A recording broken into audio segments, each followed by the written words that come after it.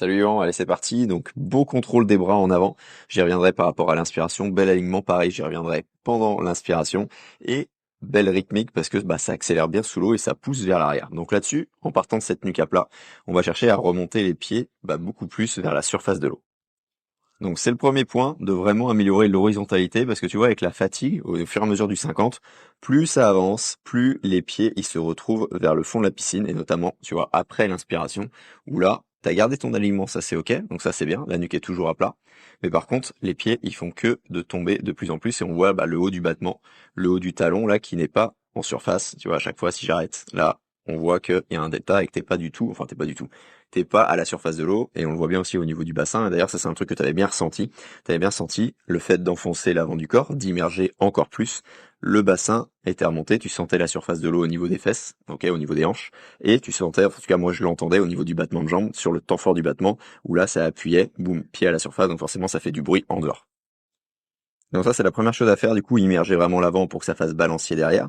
Et le deuxième point, ça va être de travailler sur la mobilité au niveau de tes chevilles, justement pour que quand tu appuies, là tu vois ici, quand tu appuies vers le bas, vers le fond de la piscine, ça soit efficace et que ça fasse remonter tout ça, vraiment vers la surface de l'eau. Donc pour ça, la pointe de pied elle doit être en extension, mais la jambe doit aussi être en rotation interne, donc ça veut dire les deux pointes de pied l'une vers l'autre, parce que c'est là où tu auras le plus de surface d'appui avec ton pied, en appuyant vers le bas, pour que, action-réaction, ça remonte vers la surface de l'eau. Donc ensuite, le deuxième point, c'est au niveau du cache. La vidéo du haut, c'est la vidéo de début de séance. La vidéo du bas, c'est celle où on a travaillé pendant 20 à 30 minutes sur le catch. Donc forcément, on voit une grosse différence. Ok, là pour l'instant, tu es en mode robot. Je te montrerai ensuite la vidéo qui était en mode catch, pas robot, catch à allure normale. Mais clairement, réussir à faire ça, déjà, ça, comme je te dis, hein, en partant de zéro sur le catch, sur la prise d'appui, ça arrive pas souvent parce que si on regarde la vidéo du haut, tu vois, tu restes bras tout à fait tendu. L'avantage, c'est que tu avais déjà le contrôle du bras en avant, donc tu arrivais à maîtriser ça. On avait juste à créer cette rotation interne avec le creux du coude vers le fond de la piscine, et ensuite à vraiment prendre le temps de fléchir. Et c'est ce que tu as réussi à bien faire, c'est exactement ce qu'on recherche derrière ensuite. Et l'idée ensuite, c'est forcément de le répéter, de l'automatiser. Ça sera pas aussi nickel, mais on veut que ça soit quelque chose entre ce qu'il y a en haut, où il n'y a pas grand-chose du coup, et ce qu'il y a en bas, où là c'est parfait. Donc la vidéo là en mode catch normal ou crawl normal, t'appelles ça comme tu veux. Donc c'est un peu moins parfait, mais par contre on est sur une allure beaucoup plus intéressante parce que là t'arrives à faire quelque chose et on voit vraiment que là ça prend de l'eau, ça marche pas à chaque fois, mais peu importe. L'idée c'est d'y arriver de mieux en mieux et de réintégrer ce truc là dans la nage, de l'avoir de plus en plus en avant de la ligne des épaules. Et tant que j'y suis, prends le temps de vraiment relaxer tes doigts pour prendre encore plus d'eau et avoir encore plus de sensations. Et chose marrante, Hugo, tu faisais l'exercice ici aussi main au bonnet en même temps, donc en plus tu arrivais à bien accélérer l'eau de manière progressive, donc réussir à mettre les deux en place en même temps, c'est vachement intéressant et j'y reviens juste après justement par rapport à un léger croisement de tes bras. Donc je te disais que tu arrivais bien à contrôler ton bras quand il était devant, par contre quand t'inspires, c'est un peu moins le cas, là on va le voir juste après encore plus sur cette vue-là en avant. Donc là, tu vois, ça contrôle, ça accélère, donc ça c'est un bon point. Par contre ici, tu vois, tu laisses un peu tomber, tu laisses aussi un peu croiser ici vers l'intérieur. Donc on va chercher à le maîtriser, à l'avoir un peu plus, un peu plus haut, on va dire un peu plus projectile pour réenchaîner sur un mouvement. Donc ça tombe bien parce que les deux premiers points, l'immersion, remonter les pieds et le catch, c'est vraiment les points pour moi les plus importants. Ça, c'est les points qui vont vraiment t'aider en plus derrière à remettre une propulsion après ton inspiration et à te réimmerger aussi après ton inspiration. Donc forcément, si tu veux réussir un mouvement correct après l'inspi, il faut garder le bras en projectile devant, on va dire haut, le coude haut pour réussir ton catch comme on l'a vu sur la vidéo, enfin sur la vidéo c'est la même vidéo, mais comme on l'a vu sur le plan, les plans juste d'avant où c'était catch vraiment robotisé et catch en mode plus nage normal.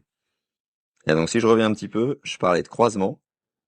Donc il y a le croisement pendant l'inspiration, mais il y a aussi, hop, tu vois, là ça part aussi un petit peu par rapport à l'axe du corps sur le côté droit avec du coup ce bras gauche.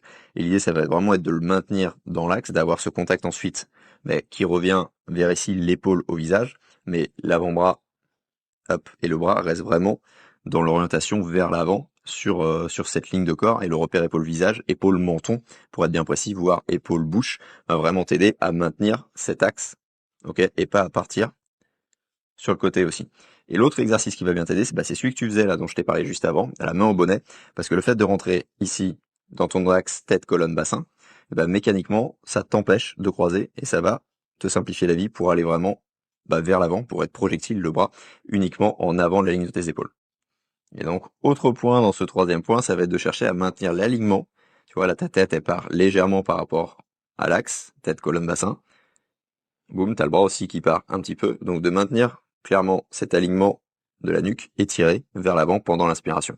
Donc, je mets tout ça en dernier point. Ça fait un peu un point inspiration, fourre-tout et aller vers l'avant. Pour moi, les deux premiers points, c'est les plus importants parce que tu arrives déjà à pousser de l'eau vers l'arrière en direction de tes pieds et aussi de manière progressive. Donc, ça va être les plus impactants de vraiment remonter les pieds, baisser les freins avant, après les inspirations, baisser les freins vraiment tout le temps et réussir à augmenter la propulsion en prenant plus d'eau en avant ligne des épaules parce que comme tu l'as vu, forcément ici, tu vois, le bras, il est tendu au début.